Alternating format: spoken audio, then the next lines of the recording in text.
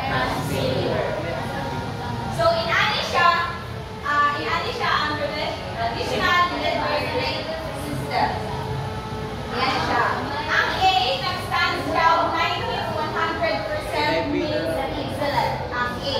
Ang B, 80 to 89, very good. C, 70 to 79, improvement needed. D, 60 to 69, close, fail, and F, 0 to 59, fail. Diba? So, at karon, ang ginagamit ron, karon na curriculum, di ba, 1.1 ba na 5, 1.2, 1.5 na. The traditional letter grade system is a method of evaluation commonly used in educational institutions. It uses letters of the alphabet to represent the range of scores or achievements. So, dili number ang makita sa student, dili letter. And here is a general breakdown. Yes, this is why the excellent, the very good, improvement, needed, close, fail, and fail. So, in some system called a letter grade system, grades can also include B, C minus, C minus, then A plus, Gets ra letter grade system? Gets ra? Yes. Yes. Please, everyone read. Last thing, this saves students from the pressure of getting a mark higher than their peers, allowing them to take it easy and relax, while still getting the education they need to find work later on and become good, well-rounded individuals. So it says here that it saves students from the pressure of getting a mark higher than their peers. Why? Because ang ilang ma-receive only is pass and fail. Dili mo hibawan og 80%, 75%, 60% ana imong grade. So wala dili sila maka-feel og pressure kay okay, ang ma-receive nila nga kuan grade is pass and fail. Claro. This is the example. Or siya ang cover sa pass kaning 185, 75 or so dili ka mag-pressure kay basta word kay pass. Pasalo, diba? Yes, has to be. 40 to 1, 0 mo na siya fail. Yes. So let's start sa 55. So the pass-fail system can reduce stress for students since it doesn't differentiate between higher levels of achievement. Kaya makita mo siya nimo kung sarain mo ang makaka-score. Kaya ang nakamutang is pass and fail. Okay? So however, it also provides less information. Why? Kaya nga no, more ay makuha nimo ang word naman na pass or fail. About students' performance, which can be disadvantaged in situations where more detailed evaluations are needed, such as applying for competitive programs for scholarships. So, dili kayo siya ingon nga, dili kayo siya informative ba naman? Informative ba naman? Ano ba? Dili kayo makita information kayo. More may makita, pass and fail only. Informative. Kayo siya informative. Okay, next. Please, everyone read that. Next is objectives. In this system, the objectives of the words are enumerated. Each item with which can be written. Ascending, very good, good, clear, or sure. A very detailed recording system intends to be more informative for parents and pupils. Very time-consuming to prepare.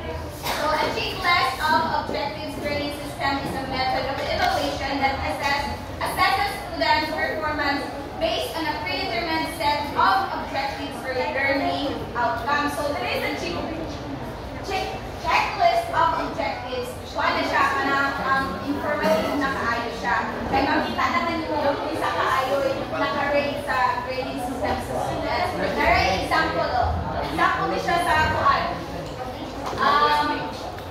Version ka reporting without ang example. Accessibility video allows the viewer to focus on areas below standards na gusto niya or wala.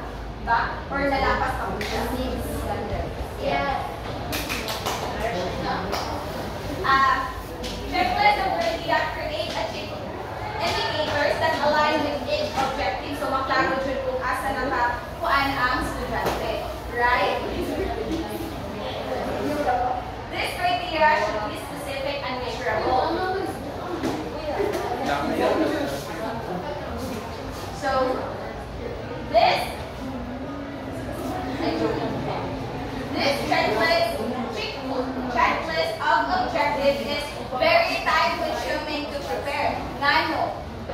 ano po do, criteria sa pagkuhan sa students.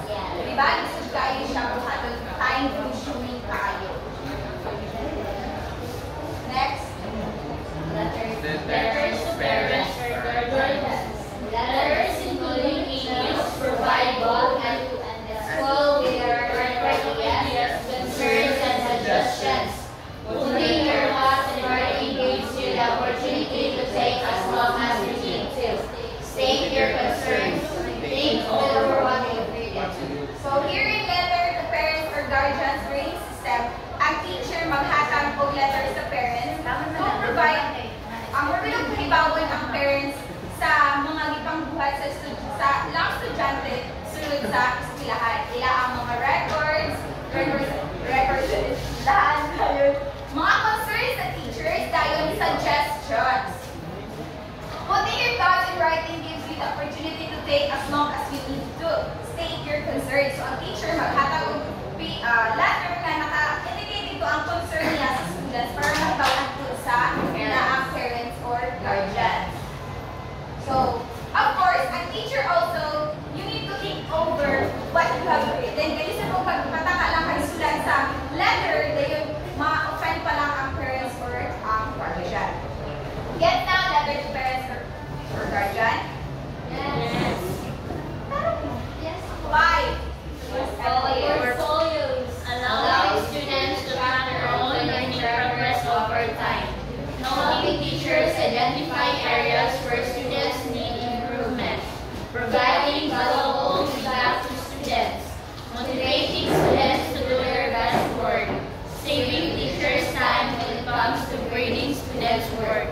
So we already know what is portfolio. Diba? Kasi clear ng words na niya is like ang word compilation siya sa mga activities sa students. So it says that helping teachers identify areas where students need improvement. Why? Because makita ka dito tanan kung unsay kahinaan sa estudyante, diba? Unsay dili siya kahibaw nga asa dapit nga aspect. Dahil providing valuable feedback to students. Of course, dito sa portfolio, hindi naman imo-ikutang dito ang imong feedback sa ibuhat sa isa ka estudyante. Then also, it says that saving teachers time when it comes to grading student work. Kaya makita naman dito tanan dito, directly na siya, hindi na siya imo na pangitaon pa siya, kaya nag-indicate naman siya sa portfolio tanan. Right? Yes. Guys, okay pa mo? Yes. Last, Parent-teacher conferences. Used mostly in elementary schools. Getting more information and cooperation from parents. so ang example of the parent-teacher conferences is kana sa elementary. PTA meeting. Oh, parents, teachers. Lagi daw PTA. PTA meeting. Ang nag-include sa PTA meeting where hapon mo siya mga concerns sa bata, makikon ang parents sa grado, naging mga Project. o ilang mga floor walks, electric fan, and So on. Basta yung agenda. Murag mga agenda kita sa school, ipahibaw sa parents. There is the parent-teacher conferences, dili na ikuan tanan kay hatag ang grades or evaluations of students o performance of students, muna na kayo mga getting more information, cooperation with the parents. And that's